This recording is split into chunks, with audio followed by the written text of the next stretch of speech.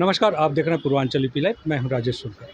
हम इस समय गोरखपुर में हैं और यहाँ पे भाजपा व्यापार प्रकोष्ठ के महानगर संयोजक सौरभ सिंह जी हैं। उनसे हम बात करना चाहेंगे कि केंद्र सरकार के 12 वर्ष पूरे हो रहे हैं, मोदी जी के 12 वर्ष पूरे हो रहे हैं, कार्यकाल के 12 वर्ष पूरे हो रहे हैं, उसके बारे में हम बात करना चाहेंगे। ये बताइए कि मोदी जी का 12 वर्ष पूरा हो रहा है, तो क्या कहना चाहेंगे?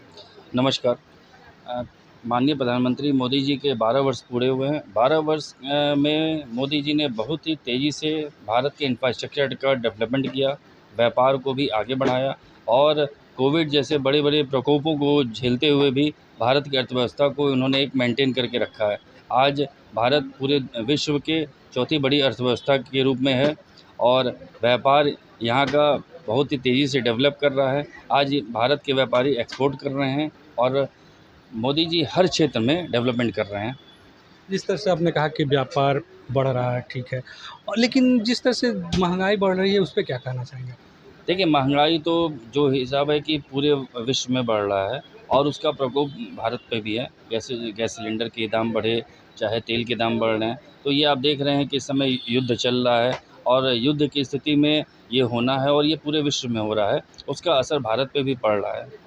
लेकिन रुपए भी गिरते जा रहे हैं, उस पे क्या कहेंगे आप? देखिए, रुपया गिर रहा है, ये सही है, लेकिन भारत के प्रधानमंत्री जी ने इसको बहुत ही बैलेंस किया। आज जहाँ से उन्होंने देश को उठाया था, जो 12 वर्ष पूर्व जो देश की स्थिति थी और आज जो स्थिति है, इसमें बहुत ही बड़ा अंतर आ चुका है। और अगर उस स्थिति में भारत रहता तो वहाँ पे श्वेत पत्र कांग्रेस की सरकार ने दे दिया था कि उस समय भारत की अर्थव्यवस्था एकदम से डमाडोल थी। लेकिन आज उन्होंने बहुत ही अच्छे से उठाया है। हाँ, इस पे है कि वर्क होना चाहिए और वर्क हो रहा है। जैसा कि आप लोग कहते हैं डबल इंजन की सरकार है, यूपी में योगी आदित्यनाथ हैं और केंद्र में मोदी हैं, तो इस पे क्या कहेंगे?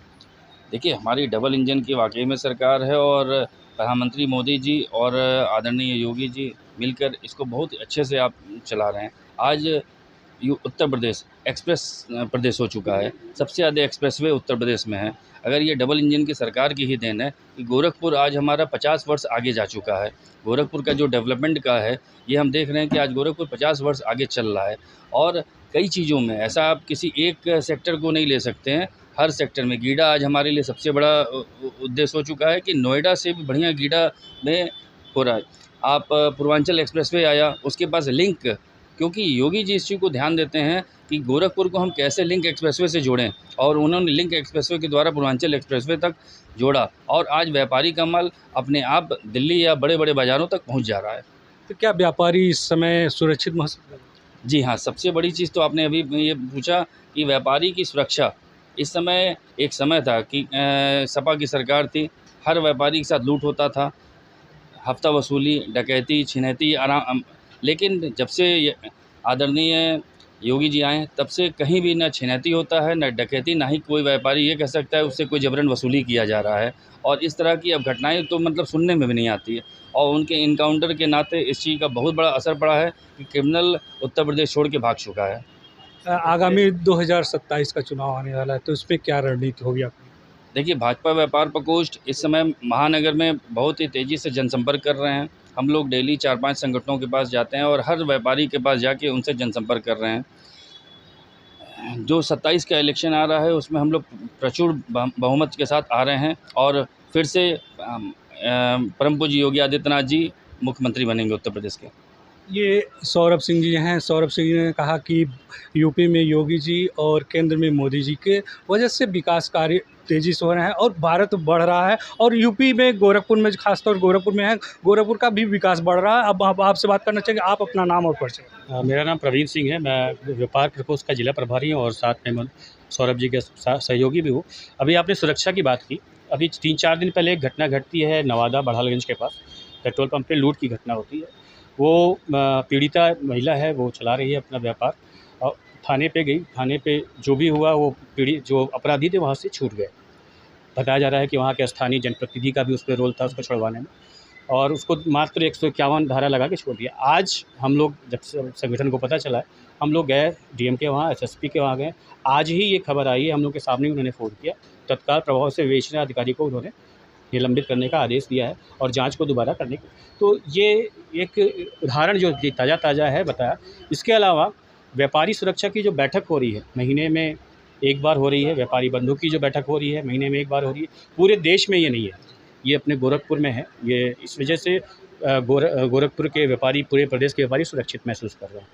देखिए, इन्होंने कहा कि योगी जी की वजह से गोरखपुर में व्यापारी सुरक्षित है, पूरे प्रदेश में व्यापारी सुरक्षित। एक घटना इन्होंने बताया कि जिस तरह से वो पेट्रोल पंप में लूटकांड हुई थी, उसके लिए वो कार्रवाई के आदेश दे दिए गए हैं। अब हम आपसे बात करना चाहेंगे कि केंद्र में मोदी सरकार है और 12 वर्ष पूरे हो रहे हैं उनके, तो क्या कहेंगे? देखिए, केंद्र में मोदी सरकार है और 12 वर्ष पे हम कहाँ से कहाँ पहुँचे हैं, अगर इसकी विवेचना करने बैठें तो बहुत ही लंबा उसका सत्र होगा। बस हम आपको ये बताएंगे कि जिस दिन मोदी जी ने शपथ लिया था, उस दिन भारत का क्या स्थिति थी, आर्थिक स्थिति। वो कर्ज में डूबा हुआ था और ट्रेजरी हम लोग का खाली हो चुका था। लेकिन आने के बाद वो तनिक भी किसी जनता पे उन्होंने प्रेशर नहीं दिया, ना महंगाई बढ़ी।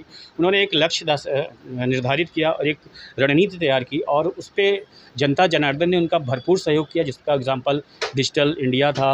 अकाउंट्स खुलवाना, पहले लोग डर रहे थे कि अकाउंट खुलाने पे क्या होगा, आधार कार्ड, कई ऐसे एग्ज़ाम्पल थे।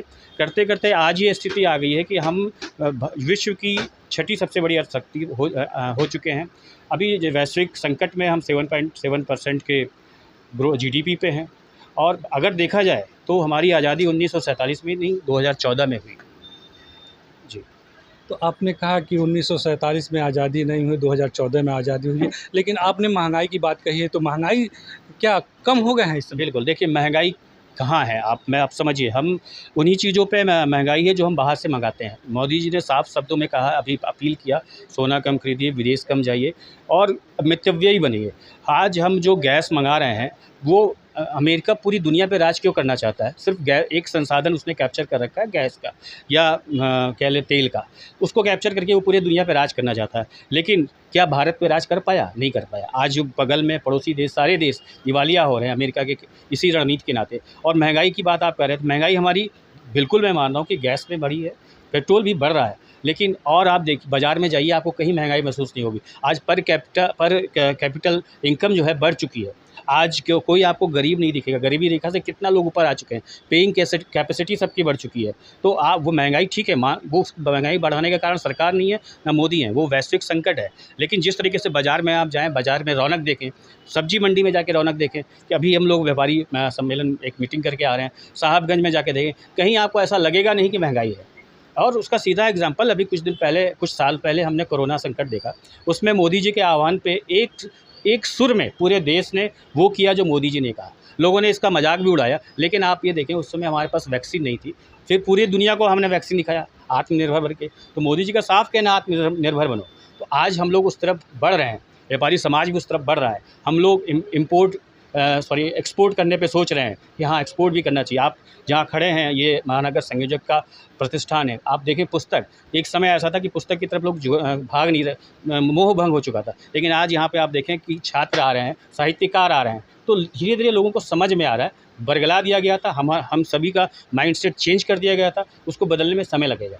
लेकिन आपने कहा कि महंगाई नहीं है, लेकिन विपक्ष लगातार महंगाई, पेट्रोल के दाम बढ़े और गैस की किल्लत, ये सब लेकर घेर रहा है। नहीं, बिल्कुल वो बढ़े हैं, इसमें कोई, मैं ये नहीं कह रहा नहीं बढ़े, वो दाम बढ़े हैं, सब कुछ बढ़े, लेकिन उसके बढ़ने का कारण क्या है? वो वैश्विक युद्ध है उसमें। लेकिन उसका साइड इफ़ेक्ट किसी जनता पे नहीं आ रहा है। आप ध्यान दीजिएगा, अभी भी हमारे रिजर्वायर्स भरे हैं, सेफ़ हैं, तेल की यहाँ कभी कमी नहीं हो पाई। आप बहुत से ऐसे देश हैं, ऑस्ट्रेलिया जैसा देश, वहाँ वर्किंग जो है अल्टरनेट डे हो गया है। बहुत से ऐसे डेवलप्ड देश हैं, जर्मनी, फ्रांस, वहाँ पे आप जाके देखें क्या स्थिति है। हम लोग तो फिर भी डेली हम चल रहे हैं, हम गाड़ी में एसी लगा के खड़े हो जा रहे हैं, कहीं भी गाड़ी लगा दे रहे हैं एसी में, कहीं कोई रोक टोक नहीं है। सब लोग अपनी तरीके से ज़िंदगी जी रहे हैं, किसी पे कोई दबाव नहीं है। तो वो आया है, महंगाई बढ़ी है, इसमें कोई दो राय नहीं। वैश्विक संकट है, वो उससे उभरने में समय लगेगा।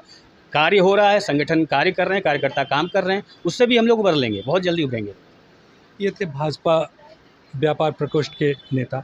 इन्होंने कहा कि महंगाई तो बढ़ी है, लेकिन महंगाई जिस तरह से वैश्विक संकट है, उस तरह का ये महंगाई कम है।